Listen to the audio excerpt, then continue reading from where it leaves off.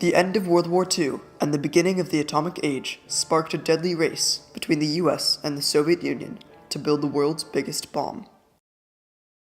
The US selected the Marshall Islands, a small group of 29 atolls and 5 islands in the Pacific Ocean, in which to test their nuclear weapons. They chose the Bikini and Eniwetok atolls because of their remoteness. This decision marked the beginning of a long history between the United States and the Marshall Islands. All right now, James, will you tell them that the United States government now wants to turn this great destructive force into something good for mankind, and that this experiments here at Bikini are the first step in that direction. DeadlyParadise, the radioactive history of the Marshall Islands. When the United States began testing nuclear weapons on Bikini and Eniwetok atolls in the Marshall Islands, they overestimated their knowledge of these weapons and inaccurately promised that the Bikinians could return to their home following testing. When the extent of the damage to Bikini Atoll was realized, the US attempted to compensate the islanders' loss with an inadequate monetary settlement. Although the US government still has a chance to fulfill its responsibility to the Marshallese by providing money, medical care, and a cleanup of the affected atolls, the Marshallese will never be able to live off the land like their ancestors before them. In 1946, the US relocated 167 Bikini Islanders to Rongerik Atoll to prepare for nuclear testing on Bikini. The Bikinians didn't understand the implications of this relocation and were excited to be the center of attention.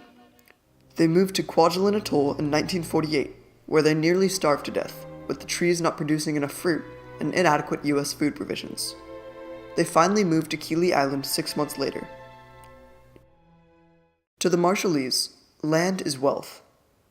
It means a very different thing in a Western society if your land has been damaged than it does if you live in an indigenous community. So loss of that land has a very different cultural implication. On Kili, however, there was no lagoon in which the islanders could fish, which was an integral part of their culture.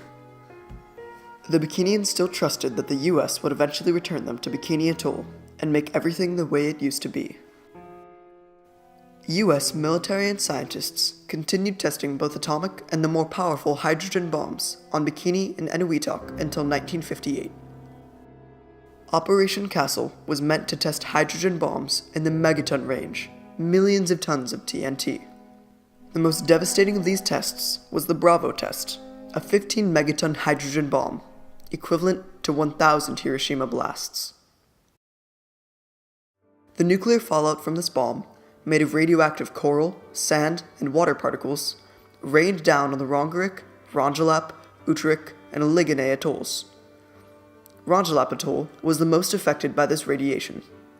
The people of Rongelap Atoll didn't understand what the nuclear fallout was. Children played in the gritty white substance as it covered their homes, contaminated their water, and consumed the whole atoll like a heavy snowstorm. The next day, islanders began developing symptoms of radiation poisoning, including vomiting, diarrhea, hair loss, and skin discoloration. These atolls were so greatly affected by the radiation because of 2 reasons: the unanticipated yield of Bravo and the wind.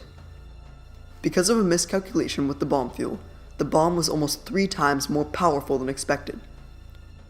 In addition, just before the testing, wind reports showed that the wind had changed and was blowing toward the inhabited atolls. Even with this information, the US decided to detonate the bomb. They violated the Marshall Islanders' rights when the nuclear testing contaminated the islanders and the atoll itself, causing short and long-term health problems. The US violated the Bikinians' rights as well as the rights of the Rongelap Islanders. When the testing program at the Marshall Islands was terminated in 1958, the Bikinians expected to be able to move back to their home atoll. Because of the extensive irradiation of Bikini Atoll, the US government was unable to fulfill its original promise to move the Bikinians back, denying them the right to their home and depriving them of their traditional lifestyle and culture. The US made a compensation settlement with the Bikinians. This settlement was the Section 177 agreement, part of the Compact of Free Association. The settlement promised the Bikini Islanders a $150 million trust fund for all claims past, present, and future. The vote on the Compact of Free Association, including the Section 177 agreement, was decided by all the Marshallese. As a result, Marshallese who weren't at all involved with the U.S. nuclear testing program not only voted for the compensation settlement, but made up the majority of the vote. Although the Bikini and Rongelap atolls voted against the agreement, the other unaffected Marshallese voted for it. Because of this unfair voting system, the Compact and its $150 million compensation settlement was ratified in 1986. This agreement settled all claims past, present, and future in U.S. courts. The Marshall Island Nuclear Claims Tribunal was formed 2 years later to distribute the funds. Islanders brought their claims of personal injury, property damages, or loss of use of land to the tribunal, which awarded money for these claims. But Islanders filed so many claims that the tribunal realized that they would use up the fund if they awarded any more money. Currently, the tribunal has $2.3 billion in unpaid awards, demonstrating that the original $150 million was largely inadequate. One of the important features of the settlement was a changed circumstances clause. This clause deals with any new information that could not have possibly been known at the time of the ratification of the settlement. If these changed circumstances had been established, the clause states that the U.S. would accept their responsibility in light of this new information. Today, the Islanders are seeking further compensation from the U.S., claiming these changed circumstances. These circumstances are based on 3 things: new scientific technology and findings, declassified information, and trust fund money growth. First, the Islanders state that the acceptable dose of radiation for a human has lowered significantly since the agreement was signed. This would make more atolls be considered contaminated, requiring further compensation. Second, documents containing the yield and radioactive fallout of the other 66 nuclear tests were declassified after the money was transferred. Well, if that report had been available in 1982 and 83 when the negotiations were going on to come up with the compensation agreement, I would think Marshall Islanders would have asked for a much different deal. The Marshallese believe that, with this new information, more than 4 atolls were contaminated, requiring further compensation. Third, the Marshallese were told that the $150 million trust fund would earn $270 million after 15 years. Instead, the fund only generated $160 million. The Marshallese feel that the U.S. should compensate them for this unanticipated loss of money. But the U.S. feels that we provided full and final compensation for the testing and for the effects. That we looked at damages, the 2 sides negotiated an agreement, and the Marshallese side now believes that there are some circumstances that weren't considered at the time.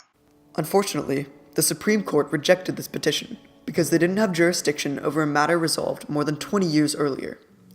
Although many Marshallese are obviously unhappy with their treatment from the U.S., others focus on the beneficial actions of the U.S. These actions include monitoring the long-term health of the Marshallese, educating kids about radiation and their country's history, and establishing medical programs. The U.S. has also made an effort to declassify documents involving the testing because of requests from the Marshallese. Some feel that the 2 countries have a healthy relationship because of their shared history. The now independent Marshall Islands and U.S. remain close, often helping each other in crises and voting together in the UN. Because of the unanticipated effects of the testing at Bikini and Eniwetok, the U.S. had a responsibility to compensate the Islanders both monetarily and medically, and make their island home habitable. Although the U.S. government has failed in this responsibility to the Marshallese, there is still a chance for them to make amends and respect the rights of the Islanders. They can still clean out the radiation from Bikini Atoll and provide adequate medical service for all the affected Marshallese. The U.S. can also respect the hardships of the Marshallese by making sure no other nuclear countries make the same mistakes they did with the Marshall Islands. The Bikinians are forced to move forward and live without their beloved atoll, but they will never forget the nuclear testing conducted there, making this paradise radioactive.